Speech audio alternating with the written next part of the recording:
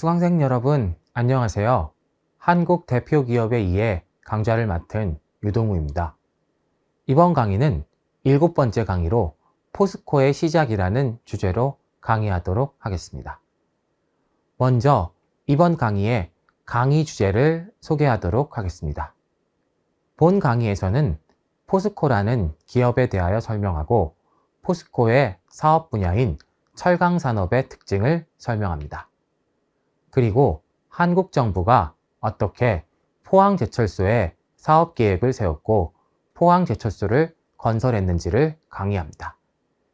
포스코는 철강을 만드는 철강회사입니다. 한국의 대표적인 대기업 중에 하나이며 많은 철강을 생산하고 전 세계로 수출하는 기업이기도 합니다. 철강을 만드는 철강 사업은 중공업으로 분류됩니다. 정부가 설립한 철강회사로 시작한 포스코는 세계적인 대기업으로 성장하였고 이후 민영화되었고 다양한 사업으로 사업 분야를 확장하였습니다. 그리고 민영화와 사업 분야의 확장에 따라 복잡한 지배구조를 가지게 됩니다. 민영화되고 기업의 지배구조가 변화하면서 포스코 그룹은 2023년 기준으로 포스코 홀딩스를 중심으로 지주회사 체제가 수립되어 있습니다. 지주회사란 다른 회사의 주식을 소유, 지배하는 것을 주 사업활동 목적으로 삼는 주식회사입니다. 한국에서는 주로 기업 집단의 지배회사를 의미합니다. 이번 강의에서 주로 다루는 회사는 철강을 생산하는 회사인 포스코인데 설립 당시에는 포항제철이었고 현재는 포스코 홀딩스를 지주회사로 하는 포스코 그룹입니다. 포스코 그룹은 다양한 사업 분야를 가지고 있습니다. 지주회사인 포스코 홀딩스의 주요 계열사는 철강, 2차 전지 소재, 리튬 니켈, 수소에너지, 건축 인프라, 애그리바이오 부분으로 구분되어 있습니다. 그중 포스코의 시작이라고 할 수 있는 철강 부문은 현재는 지주회사인 포스코 홀딩스의 계열사인 포스코에서 담당하고 있는데 포스코는 현재 주식시장에 상장되어 있지 않습니다. 이는 포스코 그룹을 지주회사 체제로 전환하면서 이루어진 조치입니다.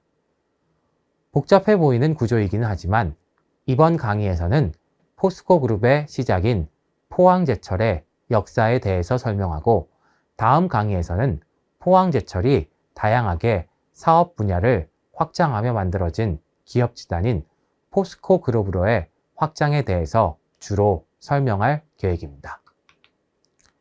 다만 주식시장에서 지주회사이고 주식시장에 상장되어 있는 포스코 홀딩스의 계열사이고 상장되어 있지 않은 포스코가 다른 회사로 되어 있기 때문에 그 구조에 대해서 약간의 설명이 필요해 말씀드렸습니다. 기업의 매출액과 순위 등은 시시각각 변화하기 때문에 한 시점에서 평가하는 것이 의미가 적기도 합니다. 하지만 이 강의에서는 포항제철 또는 포스코 그룹이 얼마나 성장했는지를 알기 위해서 주식시장에 상장되어 있는 포스코 홀딩스의 매출액을 살펴보고자 합니다.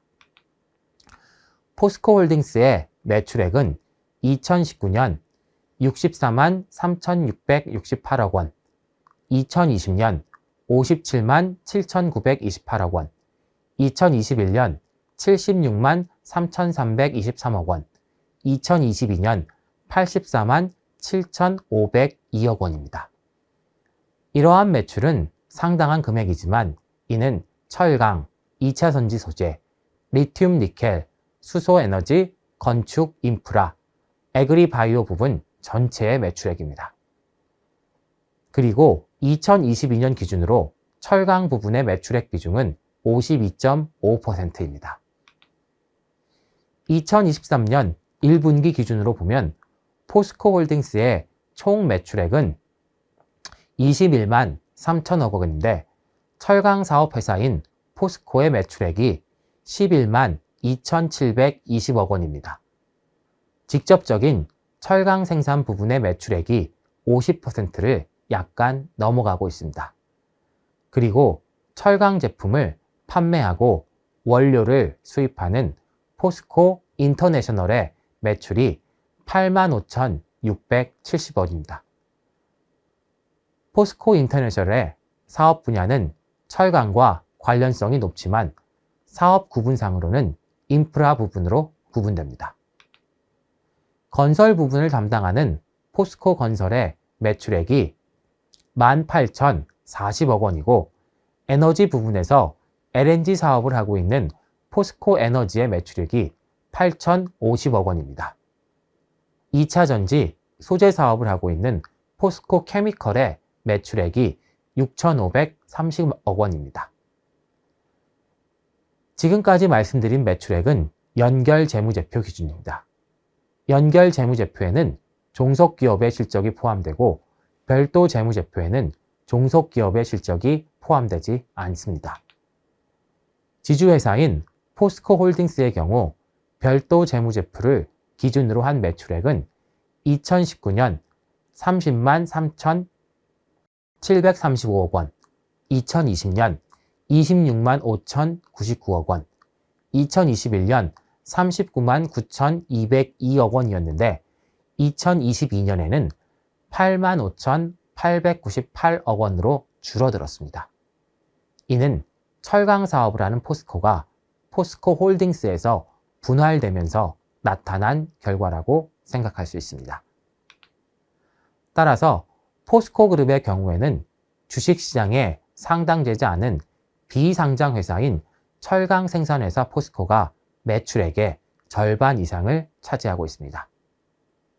포스코 홀딩스의 매출이 지배구조의 변화와 회사의 분할로 크게 변하는 것도 충분히 복잡하지만 포스코 그룹의 지배구조를 깊게 들여다보면 현실적으로는 더 복잡한 구조를 가지고 있습니다. 철강 생산 부분을 전담하는 포스코가 주식시장에 상장되지 않은 비상장 회사가 된 것도 복잡한 구조의 영향을 받았다고 생각할 수 있습니다. 2022년 말 포스코 홀딩스의 최대 주주는 포스코 홀딩스 주식의 9.11%를 가지고 있는 국민연금공단입니다. 한국의 국민연금공단은 국민들이 납부한 연금보험료를 주식시장에 투자할 수 있는데 포스코 홀딩스에도 투자했고 최대 주주가 되었습니다. 2대 주주는 5.19%를 확보한 자산운용사 블랙록입니다. 그리고 포스코의 경우에는 소액 주주의 지분율이 67%에 달합니다. 포스코 그룹은 총수 일가가 없는 소유 분산 기업입니다. 포스코 그룹이 총수 일가가 없는 소유 분산 기업이라는 것이 한국의 다른 대기업과는 큰 차이점입니다. 삼성, 현대, LG, SK와 같은 한국의 대기업들은 창업주가 있고 창업주의 후손들이 계속 최대 주주가 되어 경영권을 행사하는 재벌이라고도 불리는 지배구조를 가지고 있습니다. 하지만 포스코의 경우에는 박정희 정부에서 국영기업으로 만들어졌고 이후 민영화되었습니다. 하지만 민영화된 이후에도 비공식적으로는 여전히 정부의 영향력 아래 있다고 판단되는 측면이 있습니다. 그리고 정부 주도로 설립된 포스코 그룹의 시작인 포항제철의 경우에는 사업 계획을 세우는 것과 포항제철소를 건설하는 것, 철강 산업에 필요한 원료를 수입하고 제철소를 운영하고 확장하는 것과 같은 모든 부분에서 정부의 역할이 직접적이었습니다. 포항제철은 개발도상국이었던 한국에서 한국 정부가 직접적으로 적극적으로 계획하고 건설하고 운영하고 수출 기업으로 만든 한국 정부의 중화학 공업화 정책의 대표적인 성공 사례입니다. 이번 시간에 강의할 주요 내용은 한국 정부가 직접 계획해서 만들고 운영한 회사인 포항제철입니다. 그리고 사업계획 과정과 포항제철소 건설을 위한 자금 확보 과정, 그리고 제철소 건설 과정에 대해 주로 설명하도록 하겠습니다. 포항제철이 민영화되고 포스코로 이름을 바꾸고 포스코 그룹으로 확장되어 나가는 과정과 철강 제품을 수출하고 철강 분야의 대기업으로 발전하고 사업 분야를 다각화해 나가는 과정에 대해서는 다음 시간에 주로 강의하도록 하겠습니다. 포항제철의 설립은 매우 어려운 과정이었습니다. 포항에 제철소를 짓기 위해서는 외국에서 차관을 빌려오는 것이 필요했습니다. 경제성장을 일으켜낸 지금의 한국과 한국 기업들과는 달리 경제성장 과정에서 있었던 당시의 한국과 한국 기업이 차관을 빌려오는 것은 쉽지 않은 일이었습니다. 외국 정부와 은행이 차관을 심사하는 작업은 까다로웠습니다. 그리고 제철소는 고속도로와 함께 독재 국가에서 독재자가 국민들에게 독재를 정당화하기 위해 만드는 것으로 인식되고 있었습니다. 그리고 기술적인 측면에서 규모의 경제가 중요한 철강 산업 분야에서 대규모 제철소를 처음으로 건설하는 한국의 제철소 설립 계획이 타당하고 합리적이며 경제적이라고 판단하는 차관 공여처가 있을지 알 수 없었습니다. 사실 없을 것이라고 판단하는 것이 합리적이었고 또 없었습니다. 당시 차관의 주요 공여처 중 하나는 AID였습니다. AID는 Act for International Development Loan의 약자로 개발도상국의 경제 개발을 위해 미국이 제공하는 장기 융자의 하나였습니다. AID에서는 한국에는 제철 사업에 필요한 자원이 빈약하고 철을 생산하는 것보다 수입하는 것이 경제적이며 제철소 건설비를 다른 산업 건설에 전용하는 것이 유리하다며 제철소 건설의 회의적인 전망을 드러냈습니다. 국내에서 자본을 조달하는 것에도 어려움을 겪었습니다. 정부는 1963년 자본 조달을 위해 주식을 공모했습니다. 33억 원으로 정한 일반 공모 예정액 가운데 9억 1천만 원을 조달하는 1차 공모에 응모한 액수는 불과 1,347만 원에 불과했습니다. 1963년 AID가 차관 제공을 사실상 거부하면서 외자 조달 또한 불가능해졌습니다. 1964년 1월 정부는 제1차 경제개발 5개년 계획을 수정하면서 종합제철 사업을 제외합니다.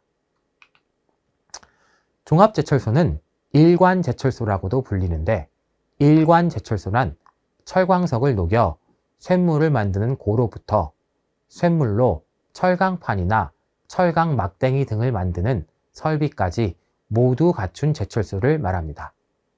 쇳물부터 최종 철강 제품까지 모두 만들 수 있는 제철소라는 의미에서 일관 제철소라고 불립니다. 정부는 제철소를 건설하기 위해 1966년 대한국제제철차관단을 정식으로 발족하고 차관 도입을 추진합니다.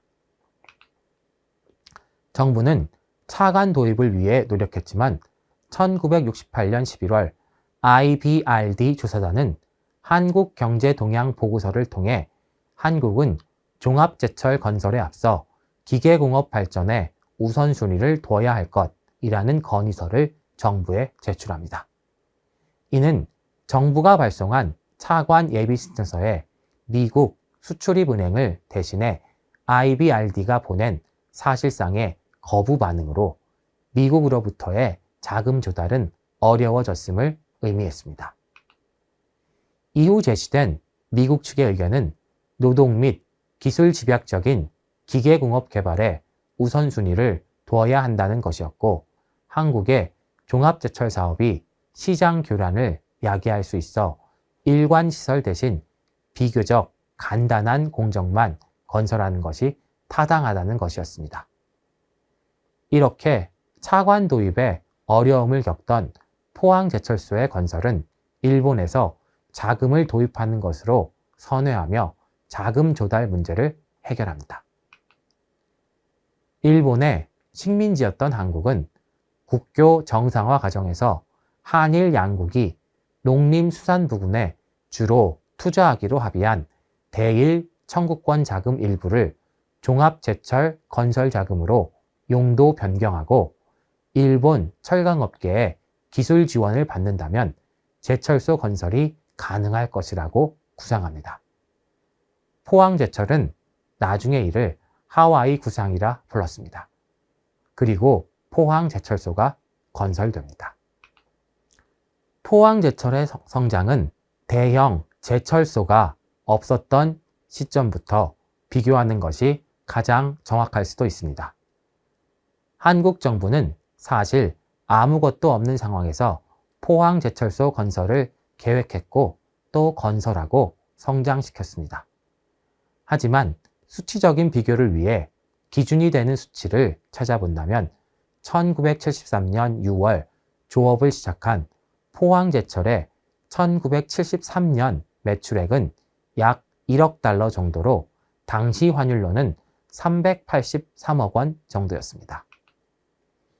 2022년에 포스코 홀딩스의 매출액은 84만 7,502억 원입니다. 환율의 변화와 물가 상승률 그리고 장기 계약에 따라 반영되는 방식이 복잡한 연간 매출액을 고려하더라도 포항제철이 매우 빠르게 성장했다는 결과에는 영향을 미치지 못합니다. 383억 원과 84만 7,502억 원의 차이는 매우 큽니다. 환율과 물가 상승, 매출액 반영 방식 등 모든 것을 고려해도 여전히 크게 성장했다는 것에는 변함이 없습니다.